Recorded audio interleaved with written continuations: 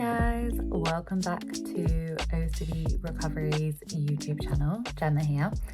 I wanted to talk a little bit today about the differences in my life before and after OCD recovery. So as everyone knows, everyone from the groups knows, I started experiencing OCD, well, really started from the age of 4, with an intense fear of death.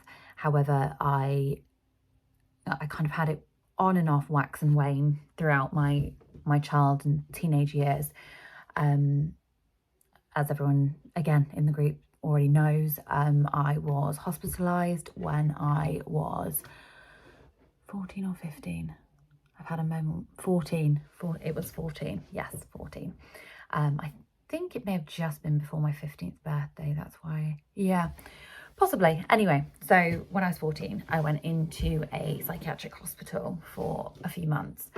And I mean, even then it wasn't diagnosed, which I still find crazy to this day. But when I was 16 and had my daughter, that's when I would say it got to its most severe yet state. And that was just, I was in constant fear, like constant. I didn't have a waking moment where I wasn't terrified, because I had no idea what was going on. And I didn't find out I had OCD until I was 28. So it took a very, very long time of me experiencing OCD for me to, and I kind of worked out myself. And then it was only when I spoke to someone and said, I think I have this, they ended up diagnosing me with it. But with all the kind of specialists that I've had in my life throughout, I'm really surprised that I'd never got diagnosed before. I mean, diagnosis didn't make a difference, in the sense that when I first got diagnosed, I thought, oh, this is fine. Like, now I know what it is. You know, it's probably not going to be as problematic because I know why I'm experiencing these things. So I would do the, reassuring myself with, oh, it's just OCD, it's fine. But of course, as we know, that doesn't work for OCD. And it took a long time then, after, of kind of working with OCD recovery and realizing what this actually means, for me to get to where I am now, which is a place where I don't really experience anxiety, unless it's kind of, in the actual situations which you're supposed to feel anxiety because it saves your life. So, if I walk into a road and a car quickly nips around the corner and almost gets me, I'm going to feel anxious. Absolutely. We're not looking to not feel anxious, because anxiety is there to save your life. We are, however, looking to not feel chronic, severe, constant anxiety over absolutely everything, which is definitely how I was before. Before, I was in a state of constant, not even anxiety, constant panic, just severe panic. I actually had panic disorder alongside OCD. And yeah, it was just like one constant panic attack, which was, yeah, really, really hard to deal with. So my life did feel very limited for a lot of times throughout my life. I've had periods where I have been out of work for some time. I've had periods where I have had to move in with my mum because I don't feel able to look after my daughter by myself. I think that was mostly when I had health OCD, and I had this feeling that I was going to die in my sleep and she was going to be the one to find me. And I was just like, well, I can't let that happen. So I have to go and stay with my mum, to make sure if I do die in my sleep that she's the one that finds me. Don't want to put that on my mum, but I even less wanted to put that on a child. So, which at the time just felt so real. Like it felt like that is imminent. Like every night I would lay there and I'd go, I'm going to die tonight. That's what's happening.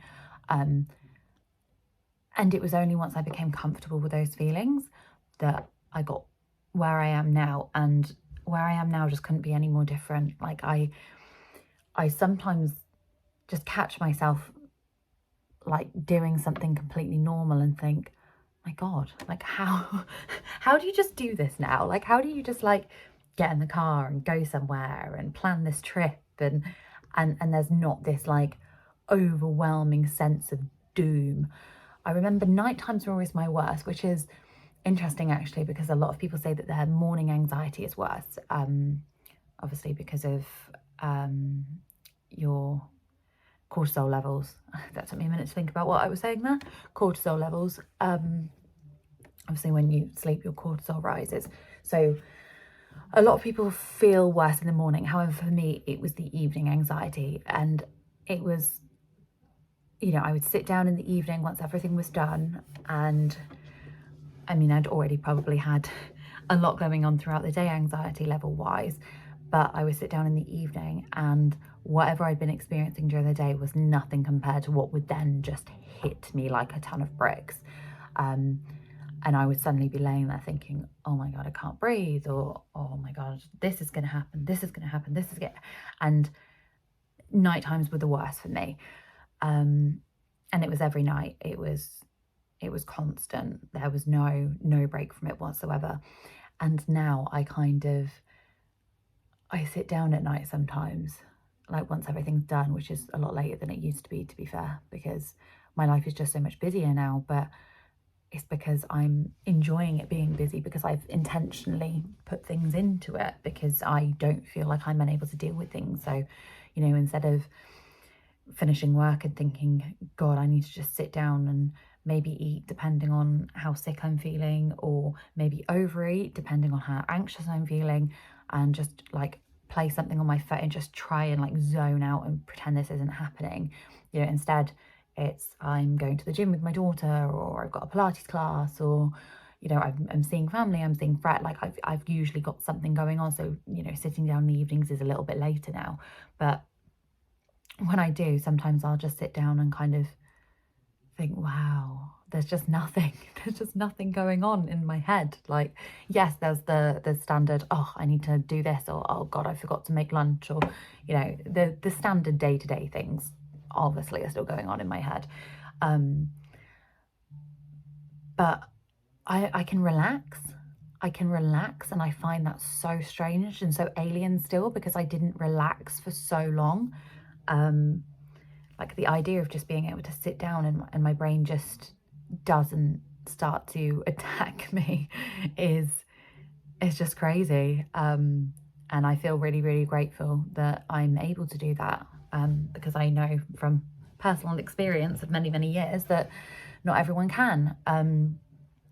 And the way I did that is by becoming comfortable with the opposite, which is I became comfortable with sitting there feeling like absolute crap every single night, and I just allowed it to be there all the time. I didn't change what I was doing. I did absolutely nothing.